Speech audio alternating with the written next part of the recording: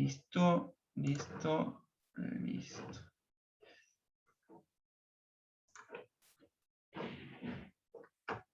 Bien, chiquilinas y chiquilines. La clase pasada habíamos comenzado a ver tratamiento de muestras. Estamos como en una de las últimas etapas preliminares antes del análisis, que es la preparación de la muestra en sí. O sea, que la muestra nos queda pronta de tal manera que la podamos medir por el método que sea. Sí, puede ser volumétrico, gravimétrico, o a través con algún equipo o algo. Pero la idea habitualmente de las muestras, como yo siempre le digo, que queden en solución a cosas para medir, que es no sé, 90% de los métodos analíticos se basan en eso. Entonces habíamos comenzado a clasificar los diferentes métodos de tratamiento de muestra. Habíamos comenzado con el tema de las diluciones. Habíamos visto diluciones simples, o sea, que agarra una sal y se disuelve en agua o en algún solvente. No tiene mucho más complejidad. Y luego comenzamos a ver aplicaciones como, por ejemplo, para algunas sales que ya comienzan a ser insolubles en agua, algunos metales, pero sobre todo de sales comenzamos a hacer diluciones en ácidos diluidos. Eh, Siempre remarcando un poco, lo que siempre le digo es, siempre tratamos de hacer el tratamiento de menos a más, porque más siempre nos va a llevar más concentración de lo que fuera, más cantidad de reactivo, más temperatura, y también es más costo y más peligroso, tanto para la salud como para el medio ambiente habitualmente. Entonces, siempre tratamos de ir de menos a más. Entonces, la idea, bueno, comenzamos con una agüita, algún solvente no se disuelve, con algún ácido diluido, a ver si se disuelve sí o no la sal. Habíamos visto el caso de los carbonatos, algunos sulfatos. Y luego, bueno, para la parte que son metales, aleaciones, se comienza con el ataque de ácidos concentrados en sí. Y vimos que los ácidos tienen determinadas características cada uno. Entonces, bueno, dependiendo del material que nosotros queremos analizar, o la matriz, en realidad la complejidad de esa matriz es el ácido que nosotros podemos llegar a utilizar. Estuvimos viendo que las propiedades más importantes de los ácidos que nosotros vemos habitualmente es su propiedad redox, o sea, qué tan oxidativo es ese ácido. También otra propiedad que vemos es el punto de ebullición del mismo, o sea, ¿por qué? Porque a mayor temperatura siempre va a haber una mejor descomposición. Y ahí la estrellita en estos casos siempre es el ácido sulfúrico, porque tiene un elevado punto de ebullición, unos 330 grados. Siempre hablando de sistemas abiertos, ¿no? Que estuvimos hablando también de repaso de su interior de fisicoquímica, que siempre también va a depender de la presión. Entonces estamos hablando de presión atmosférica en un sistema abierto. Obviamente que después son los sistemas cerrados, que algo no, hoy vamos a ver sistemas cerrados y una aplicación en particular. Lo que podemos lograr a mayor presión es mayor temperatura.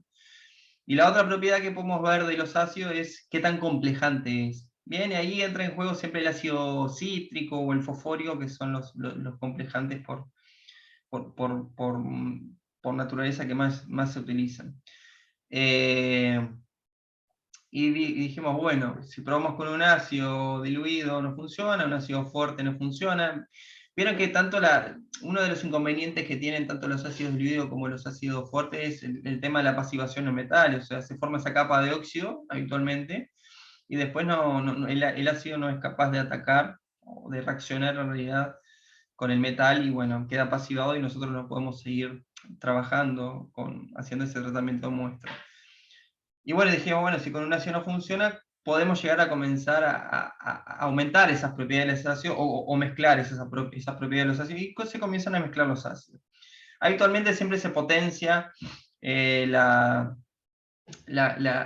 como es, la acción oxidante con una acción complejante.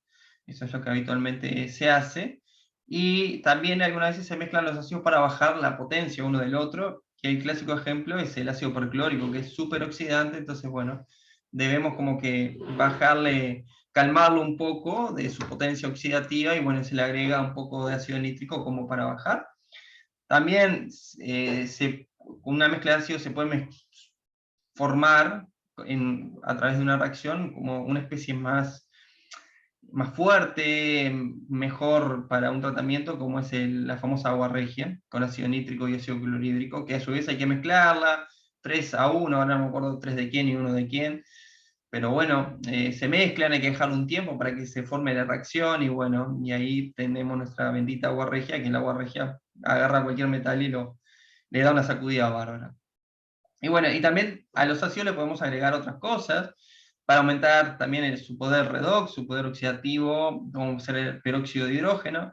Pero recuerda que el peróxido de hidrógeno también depende contra quién se encuentre, que puede ser un oxidante o un reductor.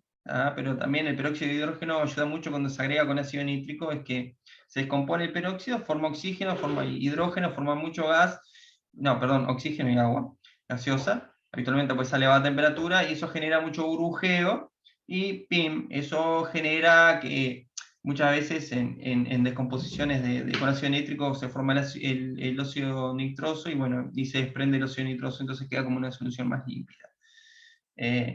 Otra especie que se agrega son las sales de los contraiones, como por ejemplo sulfato de potasio, como para aumentar el punto ebullioscópico, o sea, aumentar la temperatura de ebullición, y también se pueden llegar a agregar catalizadores. Eso es típico de digestiones de materia orgánica.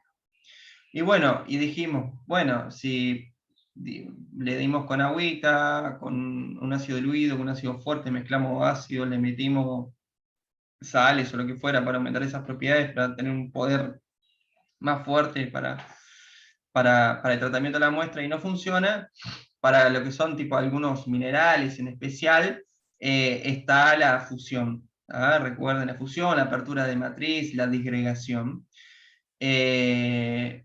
Recuerden el principio principal, vaya la redundancia, es que en realidad es un proceso químico. Eso, si bien una de las grandes ventajas que tiene ese tratamiento es que es a elevada temperatura, porque logramos temperaturas de 1000 grados o cercano a 1000 grados, lo principal es que es un ataque químico, bien, con sales fundidas, que actúan como ácido o base de Lewis dependiendo contra qué se enfrente. Y más aún, ustedes tienen que empezar que es como es un ataque químico, una reacción química, porque hablamos de justamente fusiones alcalinas, fusiones oxidativas, fusiones básicas, fusiones reductoras, entonces hay una reacción química detrás.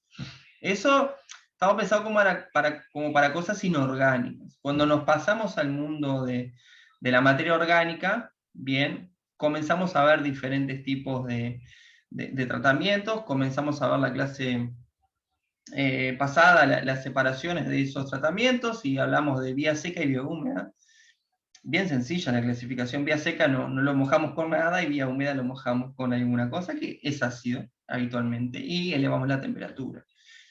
El objetivo de la eliminación de materia orgánica es esa materia orgánica con un oxidante transformarlo en dióxido de carbono y productos de oxidación. Entonces estuvimos hablando la clase pasada, bueno, de la manera de vía seca es la clásica calcinación, o también la mufla. Lo que se hace es, se pone la materia orgánica en contacto con elevada temperatura, bien, y es el proceso de sistema basado en combustión, como es el que estamos viendo recién en esta transparencia. Bueno, la materia orgánica reacciona con el oxígeno del aire, o si nosotros le podemos inyectar al aire, y eso va a formar productos de combustión. Bien, otra clasificación que vimos también un poco es sistema abierto y sistema cerrado, y estuvimos hablando de las ventajas y las desventajas. Bien, la desventaja más grande de los sistemas abiertos es que podemos tener pérdidas por volatilidad, y bueno, el sistema cerrado, con eso estaríamos de alguna manera frenándolo. Otra ventaja que tiene obviamente los sistemas cerrados, ahora vamos a ver que vamos a lograr mayores temperaturas, por eso vamos a cortar los tiempos de digestiones. El gran inconveniente que tienen los sistemas cerrados es la cantidad de muestra que uno maneja, los pasos previos que uno tiene que tener, bueno, porque tenés que cerrar, y bueno, después una vez que calentás, si querés agregar más ácido tenés que esperar que se enfríe, abrir y agregar ácido. Un sistema abierto es como más dinámico, ¿bien? Y son los más conocidos en realidad, y los que más hemos trabajado. Pero bueno, no nos adelantemos. Entonces, sigamos viendo lo que es la eliminación por materia orgánica. La vía seca no es más ni menos que la reacción de la materia orgánica con el oxígeno y nos va a formar productos justamente productos como es el dióxido de carbono, agua y otros productos que, bueno, esos productos habitualmente nosotros vamos a tratar que, habitualmente cuando nosotros hacemos, por ejemplo, la calcinación de, por ejemplo, yerba mate o alguna planta o lo que fuera, lo mechereamos, como si se lo flameamos, después lo metemos a la mufla y eso nos queda unas cenizas, que esas cenizas simplemente después nosotros le agregamos ácido clorhídrico, 10%, 5%, y ya se disuelven en esas cenizas son solubles. Y ese es un poco como el concepto del tratamiento de muestra en sí, de transformar lo insoluble en soluble. ¿Bien? Perfecto. Dijimos, los sistemas basados en combustión pueden ser tantos abiertos como en sistemas cerrados, los que más comúnmente nosotros conocemos, que es la calcinación, o con mechero, y después la mufla, es a sistema abierto. Y sistema cerrado, lo que se hace, se cierra el frasco, en realidad no está en contacto con el ambiente, pero sí, igual necesitamos oxígeno ahí para que se dé los sistemas de combustión. Bien, básicamente es eso la diferencia. Sistema cerrado y sistema abierto es abierto a la atmósfera, cerrado a la atmósfera. Igual no son muy comunes los sistemas de combustión en vía seca, utilizar sistemas cerrados, porque habitualmente estamos acostumbrados a generación de humos y ese tipo de cuestiones. Bien, entonces la famosa eliminación de materia orgánica por vía seca en un sistema cerrado es lo que nosotros llamamos mineralización a elevadas temperaturas, o sea, transformar esa materia orgánica en un mineral, en una ceniza, que eso sí sea soluble en un ácido. Bien, lo que se hace es justamente someter la muestra a la acción de temperaturas elevadas, y ahora vamos a ver con qué elevamos esa temperatura, pero ya lo venimos hablando, ustedes las conocen, digo, bueno, ¿está? Mechero, mufla, vamos a ver ahora alguna mufla en particular, cuáles son sus ventajas. Obviamente que la temperatura que uno selecciona se debe seleccionar en base a que sea una mineralización eficaz, sin pérdida de analito por volatilización, porque uno puede decir, bueno, yo me puedo asegurar no volatilizar todo y lo pongo a 80 grados, vas a estar 30 días calcinando o mineralizando a 80 grados, que no vas a lograr mucho que digamos. Entonces, bueno, la idea es justamente, bueno, si no hay ningún elemento que nosotros nos interese que perdamos por volatilidad, habitualmente las temperaturas son 300, 400, 500 grados, ¿no? Estamos hablando de una mufla. Obviamente cuando nosotros metemos un mechero, la temperatura también anda por ahí. En algunos casos que sí, o sí, tenemos pérdidas por analitos volátiles y lo queremos analizar, y no nos queda otra alternativa que utilizar sistemas abiertos, ¿tá? Para la mineralización se puede agregar algún agente estabilizante, justamente lo que va a hacer es fijar ese analito para que no lo perdamos por volatilidad. Bien, los elementos que se pueden llegar a perder por volatilidad es plata, aunque ustedes lo crean, mercurio, obviamente es uno de los más conocidos o más intuitivos para ustedes, o para mí también en realidad. Uno piensa mercurio y dice, oh, si es líquido el metal a temperatura ambiente, lo calentás un poquito más y se pela o se vaporiza, perdón, el mercurio.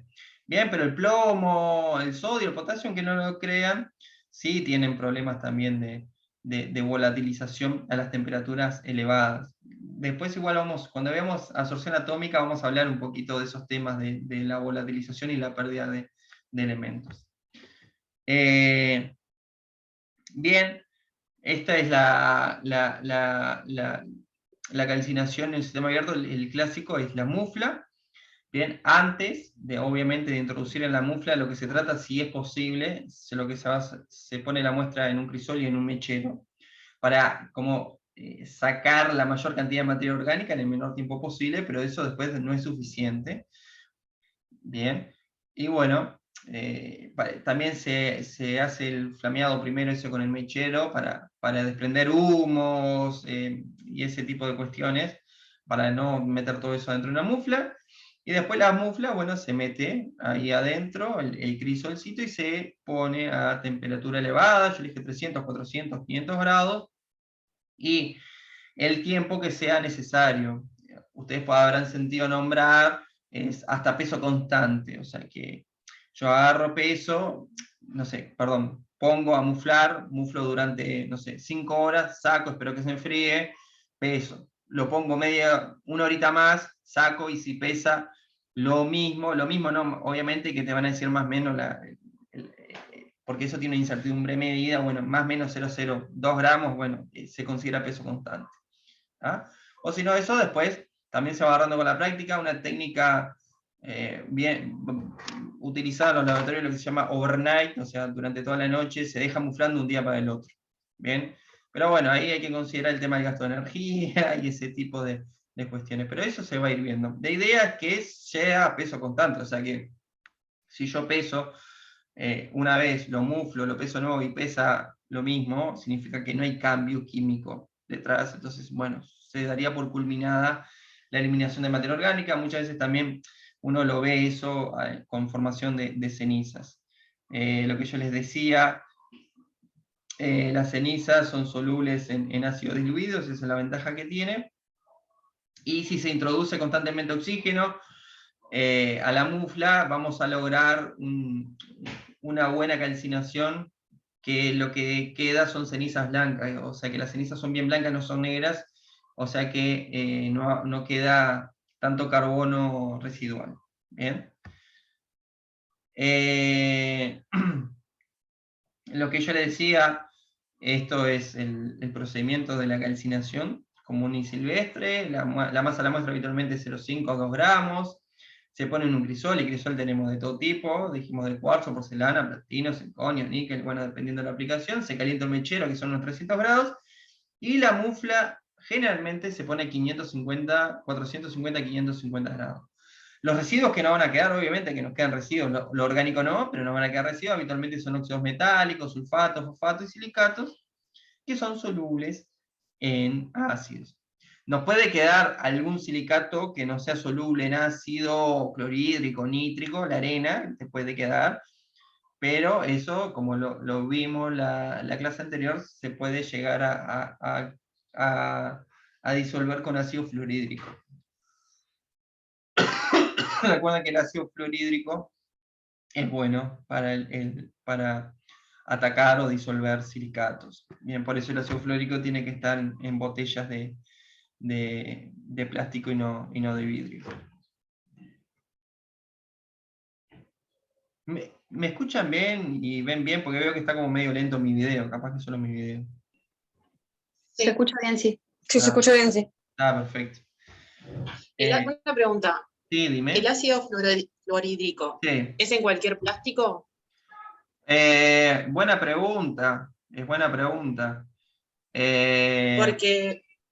Sí, decime. Me suena que... No, porque me sonaba que no eran todos los plásticos, por eso preguntaba. No, obviamente que yo digo plásticos en general, pero no es que hay un tipo de plástico, hay diferentes tipos de polímeros, ¿no? Ahora, sinceramente, no te sabría decir cuál. Puede llegar a haber alguno que no sea justamente para eso. Lo mismo que pasa con la acetona. Ustedes pueden comprar acetona en botellas de polipropileno y lo ponen en otro tipo de plástico y se lo disuelve todo. ¿Bien? Pero lo principal del fluorhídrico, recuerden, nunca lo van a poner en contacto con vidrio. O el análisis de flúor que haga, siempre se hace con material volumétrico de plástico o de algún polímero en especial. Por eso, en el laboratorio, claro, no han ido ustedes, pero en el laboratorio nosotros tenemos matraces aforados de plástico, el medidor de plástico, pipetas de plástico para el análisis de fluoruro. Bien. El problema más grande, obviamente, que lo venimos mencionando en un sistema abierto y combustión a elevada temperatura, obviamente es la volatilización de los compuestos. Bien. Y la otra que puede llegar a suceder es el tema de que el material que quede puede llegar a reaccionar con el crisol. Esos son los grandes inconvenientes que nosotros podemos llegar a tener. Y no menores, que llevan tiempo, ¿no? Estos 400, 500 grados no es que en media hora estás pronto, ¿bien? Sino que, bueno, la gente que trabajó con los procedimientos de los talleres, que trabajaban con SCT y SCB, sólido suspendido total y volátil, y vieron que la volatilización llevaba cierto tiempo, en realidad era corta, 1 hora, 2 horas. pero en eliminación de materia orgánica, de compuestos vegetales, lo que fuera, te lleva toda una noche. Bien. Yerba mate, para ustedes uruguayas y uruguayos, y extranjeros que están acá en Uruguay en este momento, yo trabajé mucho tiempo analizando yerba mate, y bueno, y me llevaba bastante trabajo, toda una noche calcinando yerba mate. Bien, por ejemplo, acá tenemos ejemplos de, bueno, de los elementos y las matrices donde se pueden llegar a encontrar, y, bueno, y los porcentajes de pérdida de la temperatura. Vemos algunos ejemplos nomás. El arsénico en sangre bovina a 850 grados, durante 16 horas perdés un 35%, a 550 grados perdés un 29%, y a 450 grados un 28%. O sea que después de los 450 grados vas a perder más o menos lo mismo. Hay que considerar eso, entonces, bueno, capaz que habría que buscar una alternativa. El cadmio, me encanta hígado de rata. Podríamos puesto hígado nomás. Bien, vieron que a 500, a 600 grados ya pierde lo mismo, alrededor de un 2%. El cromo, sí, hay una gran diferencia. Si pasamos de 500 a 700 grados, pasamos de una pérdida de un 4 a un 51%. El mercurio, ni que hablar. El mercurio, miren, se calienta solamente a 110 grados durante 24 horas, y tenemos una pérdida de un 81%. Bien, después vamos a ver que para elementos estos tan volátiles hay otras alternativas de tratamiento de muestras. Acá estamos hablando de tratamiento de muestras, de eliminación de materia orgánica en sistemas abiertos por vía seca. Pero hay otros tratamientos que nosotros podemos, de alguna manera tenemos que controlar que ese elemento no se pierda en la atmósfera, básicamente. Muy bien, pero esos son ejemplos a considerar. También, que les mencioné la clase anterior, una vez que también uno va y mecherea a 300 grados, dice, bueno, está a 300 grados no pierdo elementos, pero no es que lo pierdas por la temperatura que se volatilice, sino por la generación de humos, que es el humo, en realidad son partículas sólidas, y eso puede que se lleve los elementos que nosotros queremos analizar. Alternativas para facilitar o mejorar o acortar el tiempo, ser más eficiente, eficaz. Uso todo sinónimos de cómo mejorar la combustión, es aditivos. Se puede, para acelerar la oxidación, bien, se le agrega, después que estás calcinando, se le agrega un oxidante, algún nitrato de amonio o algo por el estilo, que eso ayuda la oxidación. Se utilizan en explosivos, ese tipo de cuestiones. Para prevenir la volatilización se puede agregar algún elemento, puede ser algún paladio o algo por el estilo, pero eso lo vamos a ver bien en lo que llaman modificadores matrices en absorción atómica, que lo que hacen es detener esa volatilización, o sea que compleja de alguna manera el analito que nosotros queremos que no se volatilice, y algunos elementos que se agregan justamente para prevenir las reacciones de la ceniza con el crisol. ¿Bien? Siempre uno va a tratar de utilizar crisoles de los más baratos, que sean de porcelana, y después, bueno, ahí comenzaremos a escalar en níquel, platino, lo que fuera. Pero es todo un mundo, no hay, es lo que yo le decía, no hay una receta única para todo, digamos. Eso se va basado mucho en la experiencia. La mufla anterior que tuvimos viendo es una mufla que se calienta con resistencia, alambre conectado con resistencia, calienta mucho, es como un zoom, y bueno, y eso es como por convección del calor que genera en el aire. ¿Bien? Luego nosotros tenemos las muflas de microondas. ¿Bien? Y acá quiero que presten atención, porque después vamos a ver digestión asistida por microondas, pero en sistema húmedo, vía húmeda a través de ácido. Esto es un sistema vía seca, o sea, no vamos a mojar nada en ningún momento, y es un sistema abierto, y es una mufla de microondas. Entonces, dice, la mufla calcina las muestras y utiliza sistemas de extracción de aire, extrae aire y productos volátiles. ¿Bien? Entonces, ¿cuáles son las ventajas? Dice, elimina la necesidad de la carbonización previa con mechero o USNE en una placa de calentamiento, o sea que no deberíamos utilizar un mechero, porque esta calcinación es mucho más efectiva, y ahora vamos a ver por qué. Reducción del volumen de muestras grandes en minutos gracias a una evaporación veloz, o sea, obviamente es un sistema un poquito mejor que el sistema convencional de la mufla anterior, porque esto a su vez tiene un sistema que va extrayendo el aire. Bien, entonces si uno va extrayendo el aire, va favoreciendo esa mineralización. Y como se dice ahí, miren, puede trabajar aplicaciones a alta temperatura siendo hasta 97% más rápido que las muflas convencionales, ¿no? Obviamente que 97% más rápido, 97% más caro, ¿no? También va a ser una mufla de microondas. Pero ¿cómo trabaja esa mufla de microondas? Bien, es que en realidad es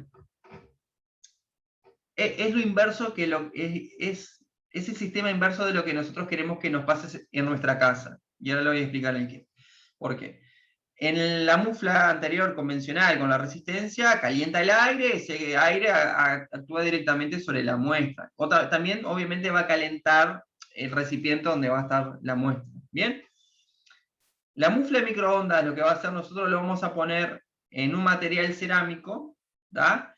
De tal manera que ese material cerámico absorbe muy bien las microondas y ese material cerámico es el que se va a calentar. Obviamente que la muestra también se va a calentar, ¿da?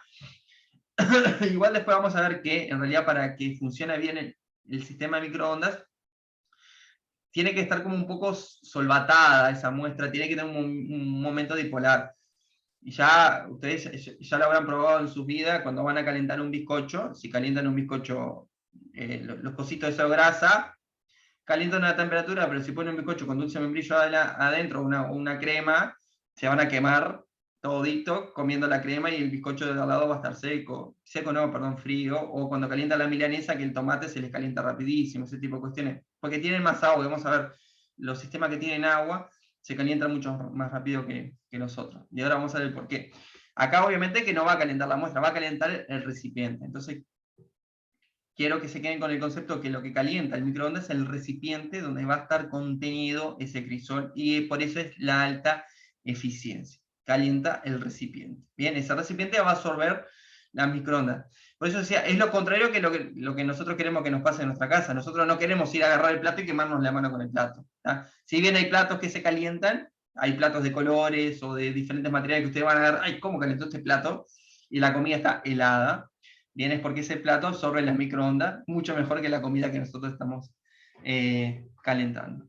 Pero bueno, resumen, la mufla de microondas es un sistema abierto, ¿tá? Si bien tiene le sacamos el aire, ¿ven? Es un sistema abierto de calcinación a elevada temperatura, que lo que calienta es el recipiente donde está contenida la muestra. Bien, es mucho más efectivo. Profe, ¿y Sí. cómo elimina la materia? Si no ¿Orgánica? calienta la... Sí. No, justamente lo que va a calentar es el material donde está la muestra. Entonces, cuando calienta el material donde está la muestra, ese calor pasa hacia la muestra. ¿Tá? Pero es mucho Entonces más... la muestra también se calienta un poquito. Sí, pero se calienta por el material. Directamente, claro. Directamente. ¿Tá? Es como más focalizado al material. Claro. Es como, es eso, vos en el otro sistema también, que es con resistencia, también calienta la muestra y calienta el material, pero no es tan focalizada, es como, esa es por convección, entonces como el calor o la energía se dirige para todos lados. Acá se focaliza directamente Claro. en ese cerámico. ¿Bien? Bien. Es como el tomate de la milanesa. Estás calentando y bueno, el material cerámico es como el tomate de la milanesa. O sea que va a calentar mucho más rápido que lo otro. ¿Bien? No vayan a poner el parcial que es el tomate de la milanesa, por favor.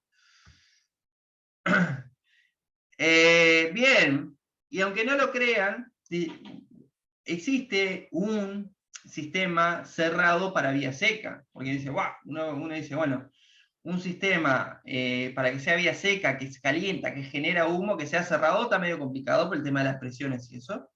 Pero hay un caso particular, ¿tá?, que nos gusta nombrar con Germán, que es el frasco de Schrödinger, ¿tá?, aunque no lo veamos mucho, o casi nunca, o no lo veamos nunca en nuestra vida directamente, es una alternativa de un sistema cerrado por vía seca. Ahí ahora vamos a ver cómo se utiliza. Bien, se basa en una volatilización cuantitativa, o sea que podemos hacer análisis cuantitativos de lo que nosotros vamos a analizar, y lo que se hace es, en esa calentamiento por vía seca, bien, en un sistema cerrado, se van a generar vapores. Pero como esos vapores van a estar en un sistema cerrado, vamos a aprovechar que esos vapores están ahí y lo vamos a absorber en algo, que habitualmente es un líquido. Entonces, lo que nosotros hacemos es calentamos, generamos la volatilización. Acá sí queremos que se volatilicen nuestros elementos, que se formen gases, pero esos gases van a ser absorbidos en un líquido. Y lo que nosotros vamos a analizar posteriormente es el líquido. ¿Bien? Y acá las estrellitas que se analizan, ¿tá? Son los halogenuros. Fluoruro, cloruro, bromo, bromuro, ioduro, ¿tá? Sulfuro, arsénico también, mercurio, cobre. ¿Tá? Habitualmente se utilizan para halógenos. Aprovechamos de alguna manera la desventaja que nosotros tenemos por pérdida de volatilización. Acá nosotros lo utilizamos a nuestro favor. Queremos que se volatilicen, pero vamos a absorberlos en un líquido. Para eso tiene que ser un sistema cerrado. ¿Bien? Esta figura de 1845 más o menos, bien, porque en realidad ya no se utiliza mucho, acá en Uruguay no sé si se utiliza. Lo que se hace, la muestra se envuelve en un papel, o si es líquida se puede poner en una cápsula, bien, eso va a ir adentro de un frasco y de alguna manera se va a encender, ¿tá? Va a haber un punto encendido que puede ser a través de un infrarrojo, nosotros tenemos que ser muy rápido encender eso y ponerlo, o sea que esto va a ser un frasco cerrado con un tapón esmerilado, cosa que acá hace la combustión, ¿tá? Obviamente que la cantidad de muestra acá es ínfima, no vamos a poner 10 gramos, a poner menos de 1 gramo, porque también la cantidad de combustión y de gases que se genera no puede ser mucho, y vamos a tener líquido absorbente. Entonces, esto una vez que se volatilizan los analitos de interés, van a ir al líquido absorbente, bien, y van a quedar en ese líquido, y posteriormente lo que nosotros vamos a analizar es el líquido que está ahí, ¿bien?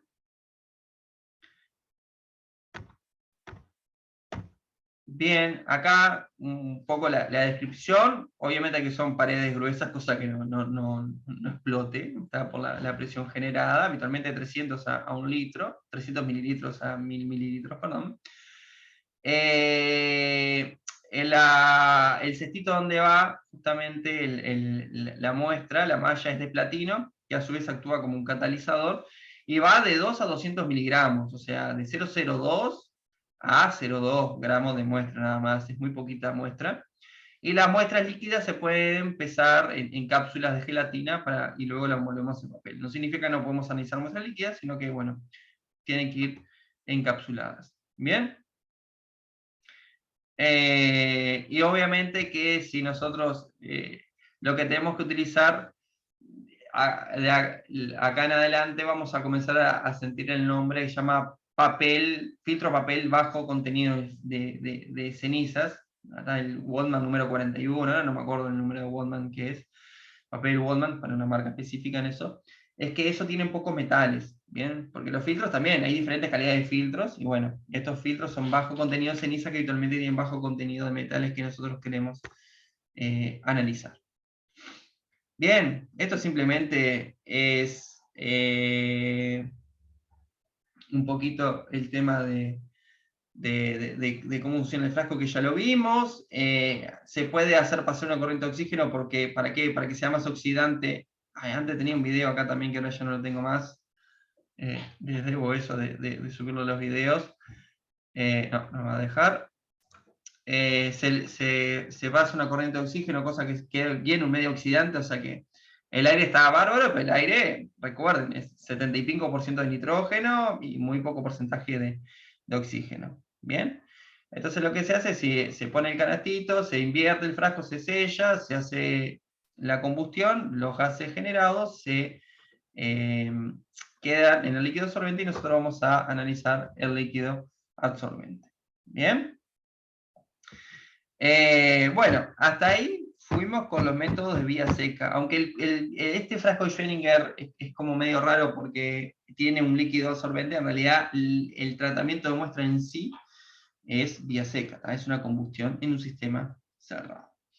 Bueno, y ahora vamos a ver lo que son las combustiones, la eliminación de materia orgánica a través de la vía húmeda. El método que es a calor a presión atmosférica, o sea, lo vamos a calentar en una plancha, en tubos o en el medio, o en vasos, bohemias, o lo que fuera, o crisoles, lo que fuera, en un sistema abierto, se puede llegar a agregar ácido sulfúrico con catalizadores, con sales y eso es lo que se llama habitualmente el método de Kjeldahl. ¿Ah? O también puede hacer fusiones, ¿no? Nosotros podemos hacer una descomposición a través de una fusión. No es lo más clásico pensar, voy a eliminar la materia orgánica a través de una fusión. Bueno, pero es una alternativa. Calor a elevada presión, o sea, que nosotros vamos a calentar por métodos convencionales, por convección, por contacto, ¿bien? Pero es un sistema a presión elevada, o sea que va a ser un sistema cerrado, son digestión por ácidos en bombas de teflón en un recipiente de acero. ¿Tá? Lo que va a generar el calor, ¿tá? Va a ser los sistemas convencionales, una plancha o una manta térmica, es lo que va a generar el calor para que se dé la digestión. ¿Tá? En un sistema cerrado, y va a haber un ácido ahí habitualmente que es ácido nítrico. Y después vamos a ver el método de radiación por microondas, ¿tá? Que es una digestión por ácidos en bombas de teflón, pero lo que calienta son las microondas, ¿tá? No lo otro que era un sistema convencional de calentamiento. Bien, la idea es la misma que estuvimos viendo, es la materia orgánica la vamos a tratar con un oxidante, en este caso habitualmente es el ácido nítrico o el ácido sulfúrico, más calor para transformar el dióxido de carbono y bueno, en los productos de combustión, que en este caso, que si utilizamos ácido nítrico, es óxido nitroso. Bien, este es el clásico digestor de Kjeldahl, donde lo que nosotros tratamos de aprovechar acá es poner la mayor cantidad de tubos posibles, 1, 2, 3, 4, 5, 1, 2, 3, 4, 5, 6, 7, acá entran 35, iba a hacer mal la multiplicación, 35 tubos, o sea, puedo hacer hasta 35 digestiones al mismo tiempo. Después en el curso vamos a ver un poco de Kjeldahl, lo que hagan Alimentos 2 también lo van a ver. Pero bueno, este es un clásico sistema Kjeldahl, es un sistema abierto. Acá sí lo que puede haber es lo que llama un sistema recolector de humos, porque eso va a generar humo. Entonces, bueno, ese humo después es humo ácido, esto va a tener un extractor que puede ser una bombita o una tromba de vacío, y esto va a ir a una solución, ¿tá? Que tenga hidróxido de sodio y se van a neutralizar ahí los vapores ácidos generados. ¿Tá? Pero no es un sistema cerrado, es un sistema abierto. Simplemente lo que hace es recolectar los humos. Estos tubos tienen esta particularidad de ser, vieron que el tubo es súper alto y apenas tiene solución, o sea que no se aprovecha mucho el volumen. Una es porque obviamente por el contacto de la plancha, y otra es porque nosotros cuando tratamos materia orgánica, esto de Kjeldahl habitualmente se utiliza para determinación de proteínas o de nitrógeno. Bueno, genera bastante humo, bastante espuma, y por eso los tubos tienen que ser altos para no tener pérdidas.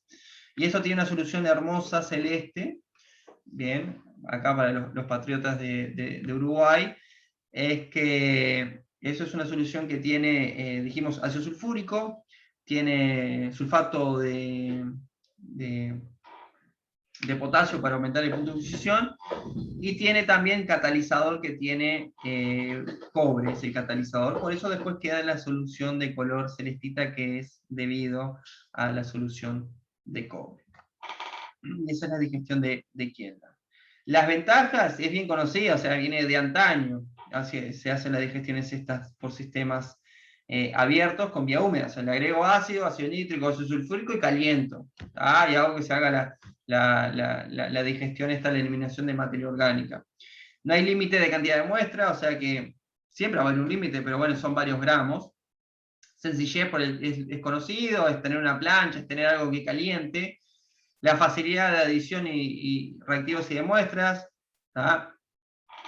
Sobre todo, obviamente que muestra tiene que ser para todo fácil agregar la muestra para poder después hacer la digestión, pero bueno, por el tema de reactivos, yo le decía, bueno, veo que como le está faltando ácido a la digestión, le agrego un poco más de ácido, es fácil agregar con todas las precauciones, ¿no? De ponerlo contra la pared. El material es barato, relativamente barato, comparado con lo que vamos a ver, lo que son sistemas cerrados. O sea, son tubos de vidrio, son caros, bueno, las planchas calefactoras también no son tan caras comparado con los otros sistemas. Los inconvenientes es lento, son sistemas lentos, una digestión de Kielder te puede llevar 1, 2, 3, 4 horas. Bien, sistemas abiertos, este sí, no se van a olvidar nunca más el inconveniente del sistema abierto, de pérdidas por volátiles, esto que se forman espumas, los humos corrosivos. Está bueno tener sistemas con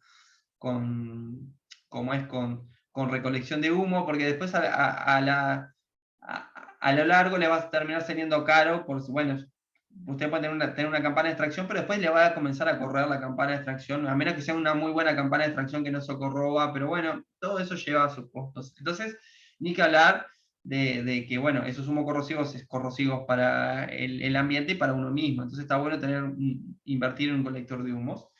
Elevado riesgo de contaminación, por lo que estábamos hablando, y peligrosidad de los reactivos. Aunque peligrosidad de reactivos siempre va a haber en la vuelta, pero bueno, vamos a ver que de repente para este tipo de gestiones, este tipo de digestiones, vamos a utilizar más reactivos que en otros casos. Bien,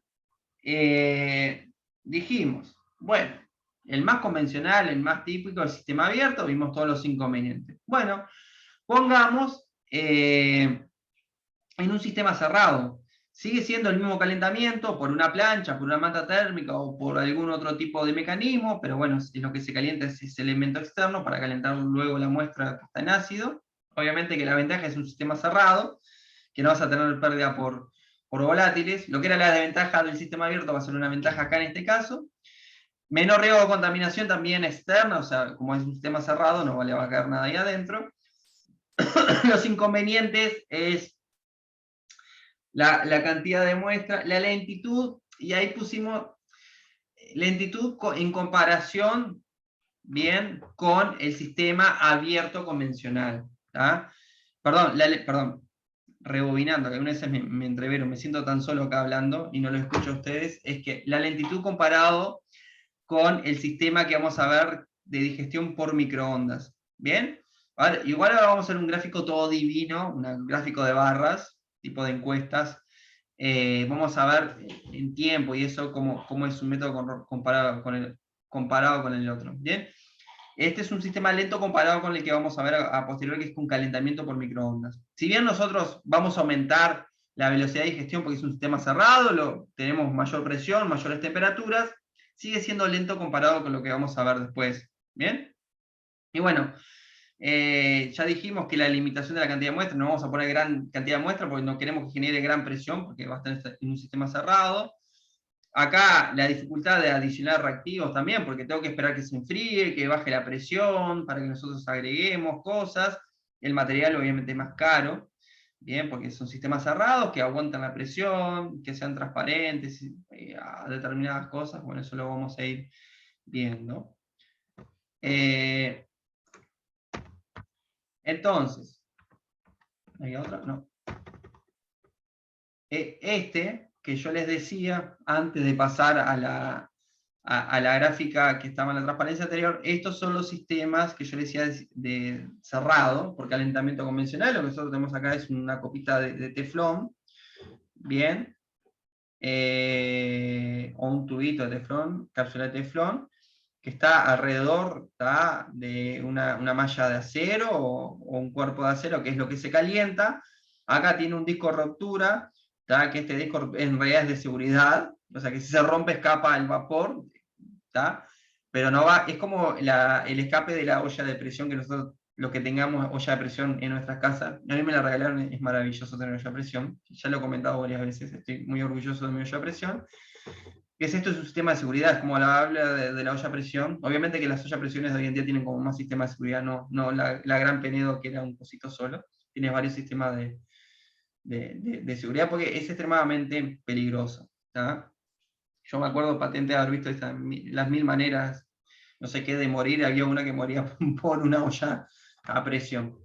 Bueno, este disquito sí, no es que es totalmente cerrado, sino tiene que haber un disco que, bueno, si se complica el asunto, ¡plac!, salte el disco y perdamos la muestra o lo que fuera, pero bueno, no va a haber una explosión más grande y más peligrosa. Este es lo mismo, bien, es un sistema cerrado, acá generamos otro tipo de presiones, y bueno, tenemos de alguna manera, puede ser que las presiones en un sistema más completo, más tecnológicamente completo hablando, bueno, son sistemas que,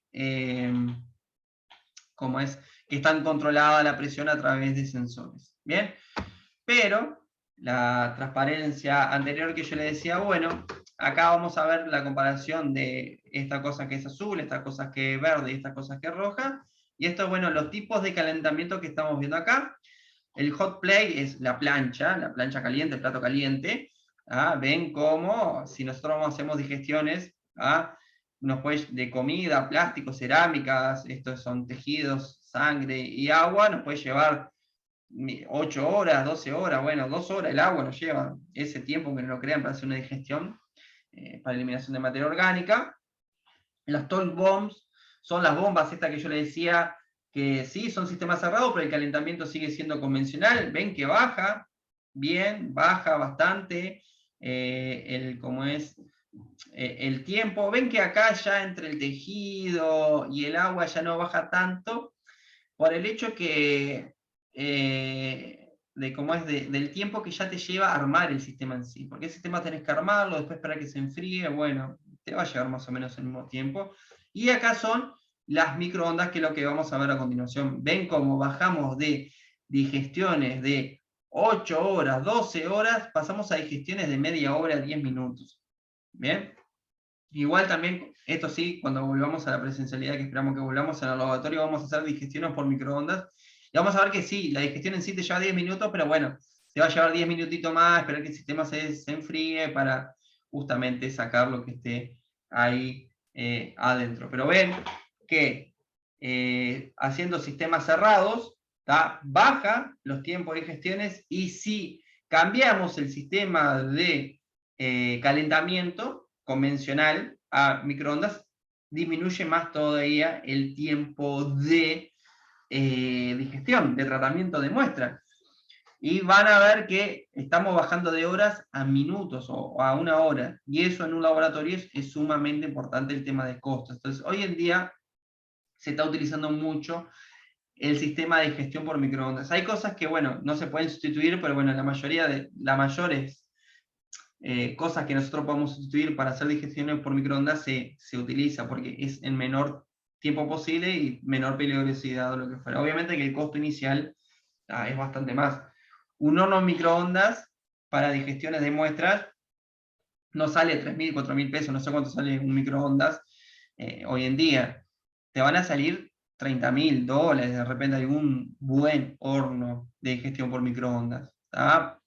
Entonces es un instrumento caro, bueno, pero a la larga vas a cortar tiempos de digestiones que también son costosos.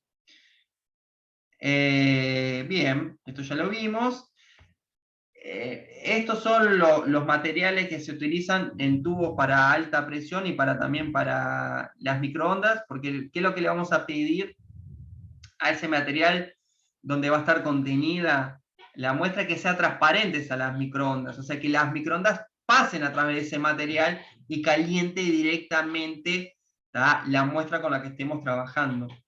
Ven que acá hay una diferencia con la mufla de microondas. La mufla de microondas sí calentaba el material donde estaba sostenido la muestra. Acá no, acá el material tiene que ser transparente. Y habitualmente se usa teflón.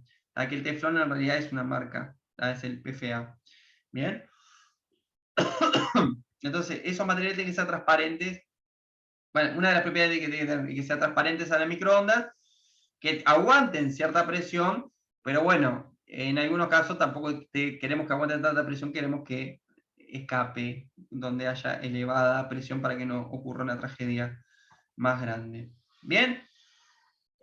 Bueno, vía húmeda, sistema con ácidos en equipo de microondas. Bien. Las ventajas es que vimos, la gran ventaja es que es rápido, obviamente es un sistema cerrado, el tema de pérdidas por volátiles no la vas a tener un menor riesgo de contaminación porque es un sistema cerrado, no le va a caer nada adentro. La limitación es muy parecida o igual en realidad a lo que es el sistema cerrado de la Stolbomb. que es la cantidad de muestra, vas a poner si es un sólido, y también dependiendo de la cantidad de materia orgánica que tenga ese sólido, vas a poner, y también dependiendo del tamaño del tubo, vas a poner 0,5 gramos, 1 gramo como máximo, no más de eso. En un sistema nosotros abiertos ponemos 10 gramos, igual no hay problema.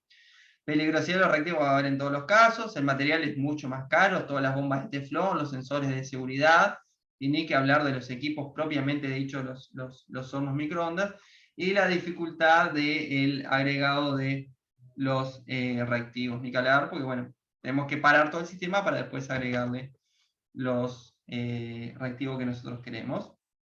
Bien, ¿qué se hace? La muestra se pone en una bomba de teflón, en un tubito de teflón, se agrega ácido nítrico, vamos a ver que en realidad no se agrega ácido nítrico puro, sino se agrega ácido nítrico 70% que tenga un poco de agua, ¿tá? Para favorecer la digestión. Ahora vamos a ver por qué. Tiene que haber moléculas con momentos dipolares, ¿bien? Ahí se le puede agregar, también dependiendo del tipo de muestra, se puede agregar con, no sé, 1 mililitro. Habitualmente se pone hasta 1 gramo de muestra. En los tubos convencionales de gestión por microondas, los vamos a ver en el laboratorio.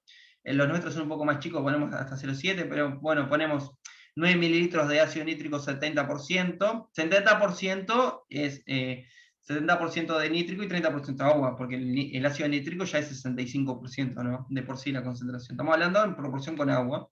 Y 1 mililitro de peróxido, ¿tá? De hidrógeno, no sé, 100 volúmenes, 200 volúmenes, para favorecer el poder oxidativo. Eso se deja ahí actuando unos minutitos para que actúe grueso, lo grueso, que elimine la mayor parte de la materia orgánica o para que no genere tantos vapores, se cierra, se mete en el microondas y ahí eso va a generar obviamente la oxidación de la materia orgánica a dióxido de carbono, óxido nitroso, si ponemos ácido nítrico y obviamente vapor de agua. Ahí eso es lo que a nosotros nos va a quedar. Y bueno, pero vamos a ver el por qué es tan bueno el calentamiento, por qué es tan efectivo, tan rápido ese calentamiento por microondas. Si yo les digo que me ubiquen las microondas adentro de un espectro, ustedes que ya cursaron analítica 1, ¿dónde se ubican las microondas? ¿En qué región? Obviamente que la de las microondas, pero mi pregunta es, ¿están por encima o por debajo, ¿tá? de la longitud de onda del espectro visible? Ustedes, analistas, químico analistas. Las microondas, ¿dónde se encuentran? ¿Por arriba o por abajo? Hablando de longitud de onda del espectro visible.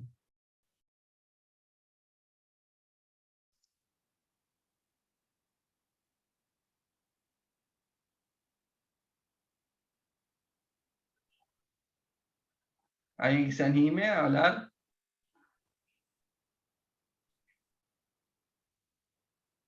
¿Cómo fue la pregunta? En un espectro. ¿Ah? Sí. Espectro. Que es lo que tenemos ultravioleta. Es IR, uno de los más bajos. más bajas longitudes de onda o frecuencia. Longitud de onda más alta. Longitud de onda más alta. Bien. Frecuencia más baja. Frecuencia más baja. Frecuencia. Muy bien. Sí. Bien ahí. No, me quedé dudando igual. Está bien, bien. Frecuencia más baja, longitud de onda más alta. ¿Y en energía qué significa eso comparado con el ultravioleta, por ejemplo?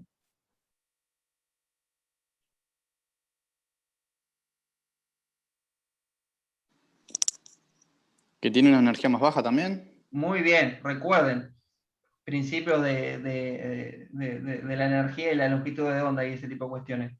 A mayor longitud de onda, menor energía. ¿Tá? Por eso los ultravioleta tienen menor longitud de onda y tienen mayor energía, son más nocivos para la salud. ¿Bien? Y por ejemplo, un escáner. ¿Eh? El escáner. ¿Qué Por escáner? ejemplo, los de los aeropuertos. Sí, pero eso no son con microondas, ¿no? Pero está dentro de la gama de longitud de onda, ¿o no? No, la verdad no te sé decir cómo se... Digo yo que los escáneres de los... Primero que nada son los... es buena pregunta, ¿de qué están hechos los En escáneres? realidad te pregunto porque en mi trabajo, por ejemplo, tenemos un escáner que al ingresar y al salir tenemos que pasar siempre por ahí. Pero una cosa es un detector de metales y otra cosa es el escáner que pasa la valija, ¿no? Porque Claro, obviamente... pero es como eso, es como uno de un aeropuerto. Está, bueno, sí, está. Y lo que se decía que era menor, tenía menor frecuencia, o ahora me atreveré, que un microondas. Y siempre me quedó la duda de, porque en realidad no se puede ni pasar alimentos, ni personas, ni mujeres embarazadas, entonces siempre me queda la duda. Y porque eso de tener más energía, digo, a ver, no conozco el tema, pero uno piensa en rayos X, es una energía mucho más ionizante y es más peligroso para la salud. Bien, pero es buena tu pregunta. Mira, después hoy no, porque tengo que hacer otras cosas, pero otro día voy a buscar a ver qué tipo de energía es la de la que pasan ahí, de los escáneres. Me gustó tu pregunta. Gracias. Bien. Bueno, la idea igual genérica, los microondas no tienen como mucha energía, o sea que yo paso algo por un microondas, no es que el microondas, la propia energía microondas va a romper enlaces, ese tipo de cuestiones, ¿está? No va por ese lado, y va acá, de que yo decía, tipo de radiación en la frecuencia, la energía, ven que los rayos X, que son de los canales, tienen energía de 10 a la 5 electronvolt. Los microondas 10 a la menos 5, 10 órdenes de diferencia, no tienen casi nada de energía con respecto a los rayos X. Y mira la energía que tiene un enlace. El enlace de oxígeno de la molécula de agua tiene 5,2. O sea que es imposible que el microondas rompa una molécula de agua. O sea que no va por la energía del microondas lo que hace efectivo ese tratamiento de muestra. Entonces que quede claro, no es la energía del microondas que hace que se haga el tratamiento de muestra. ¿Bien? Pero ¿qué es justamente lo que lo hace tan efectivo? Es lo que se llama el momento dipolar. Por eso yo le dije, tiene que haber una molécula que tenga un momento dipolar. El momento dipolar, como ustedes sabrán de su más tierna infancia como estudiantes de tecnólogo químico, es lo que se genera cuando tenemos moléculas, ¿tá? No es que, si bien son neutras, pero por un lado le va a tirar lo negativo y por otro lado le va a tirar lo positivo. Ese es el momento dipolar. Por una zona va a ser un poquito más positiva, por otra zona va a ser un poquito más negativa. ¿Va? Entonces, ¿qué es lo que va a hacer ese microondas? Esa microondas pasa, ¿tá? Por ahí, y lo que va a hacer es que si la molécula tiene momento dipolar, se mueva la molécula, ¿tá? Por el momento dipolar que tiene. Por eso yo le decía, en un bizcocho que no tiene agua, no tiene momento como dipolar, o sea que no va a haber movimiento. ¿Bien? A ver, entonces quiero, a ver si hay un videíto. Bueno, eso por un lado, este videíto. Este sí lo puse acá. Que es el momento, ahí hasta me parece que va a tener sonido. Demora. Esta es una molécula de momento dipolar, puede ser una molécula de agua. Ven que bueno. Vamos de nuevo con el video. ¿Escuchan el audio? No, creo que lo tenés que compartir. Está. Se los cuento igual. Vieron que ahí lo que hace, decía que las moléculas tienen momento dipolar, y lo que hace justamente la microonda es pasar a través de esas moléculas, y lo que genera es una rotación, ¿no? de la molécula en sí. Pero si bien se dice que tiene baja frecuencia porque está allá arriba, en realidad es una frecuencia elevada, igual para cualquier tipo de movimiento. Entonces lo que hace, uno de los mecanismos, porque ahora vamos a ver que hay dos, uno de los mecanismos es por el movimiento dipolar. Lo que hace es, mueve, y eso obviamente genera energía, genera calor por el movimiento dipolar. ¿tá? Eso por un lado. Por otro lado, como estamos en microondas, y para generar microondas vamos a generar un campo magnético, ¿tá? O sea, por un lado va a quedar una parte positiva, por otro lado una parte negativa, ¿tá? Lo que va a pasar, tanto por el efecto de asimetría como por el efecto electroforético, lo que va a hacer es, las cargas positivas van a ir a lo que es para el lado negativo, y las cargas negativas de la muestra que nosotros tengamos ahí solvatada, va a ir, perdón, la parte positiva va a ir a lo negativo, y lo negativo va a ir a lo positivo, ¿tá? Opuesto con opuesto. Entonces, ¿qué va a generar eso? Va a generar un rozamiento, ¿tá? Entonces vamos a tener de alguna manera, calentamiento por momento dipolar y calentamiento por conducción iónica, porque los iones se van a mover de un polo al otro. ¿tá? Entonces, eso hace extremadamente efectivo el calentamiento por microondas. O sea que el microondas calienta por conducción iónica y por el movimiento del momento dipolar de las moléculas. ¿Bien? Y esto es un poco lo que, como es, les quería remarcar acá en estas transparencias finales, es vía húmeda y calentamiento convencionales. Nosotros es calentamiento por conducción, tenemos el hot plate, la plancha calefactora, bien, y ese calor va a ir a través justamente de la mezcla y el ácido de la muestra o por las paredes del recipiente, ¿tá? Y ahí va a generar corriente de convección, y eso es lo que va a hacer es justamente el calentamiento, ¿bien?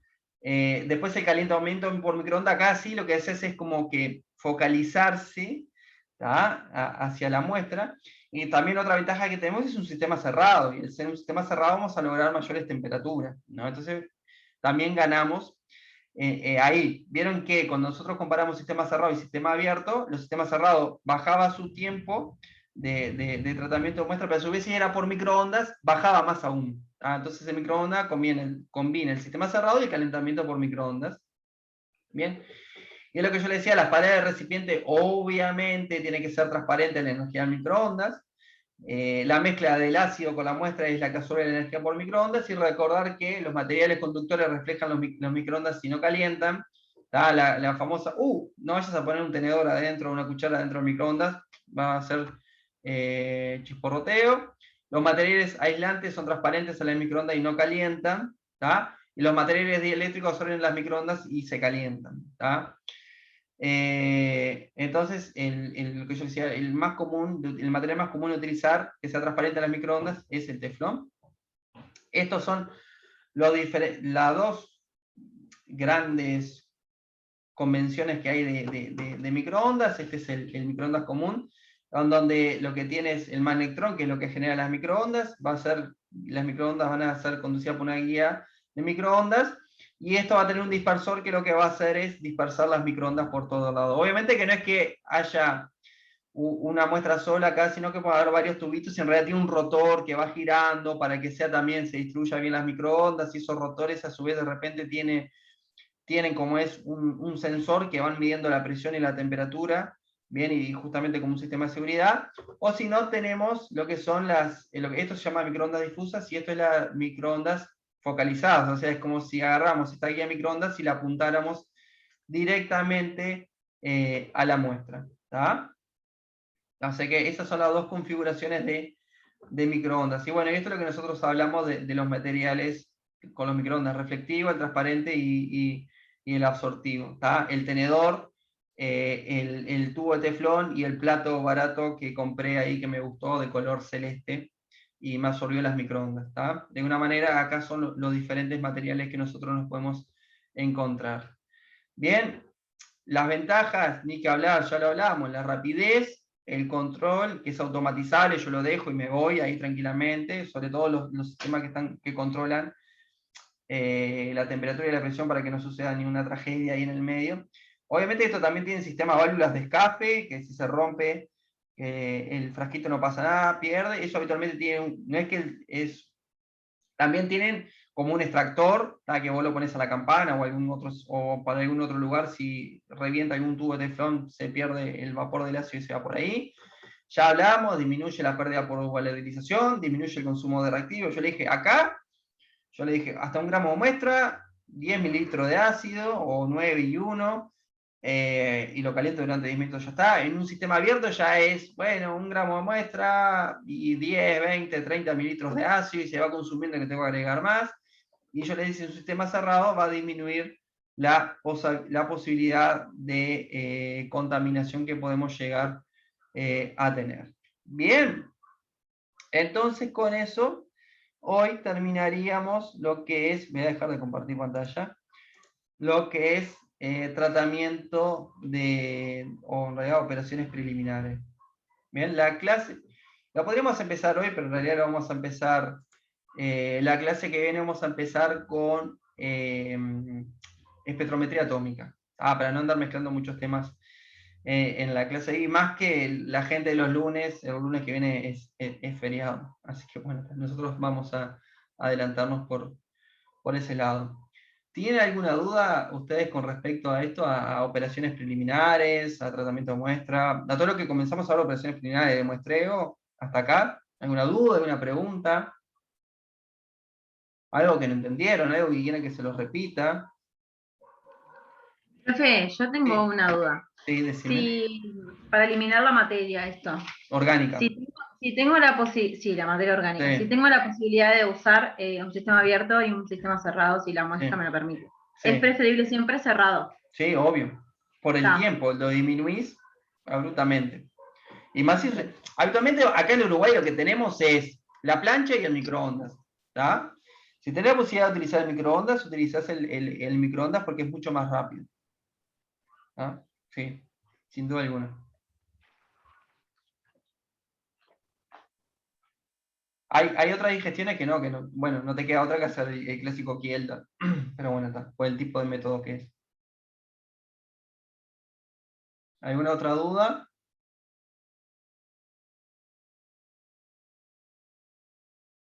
¿No?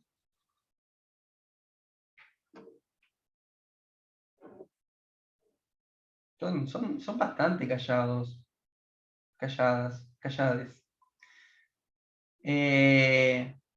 Bien.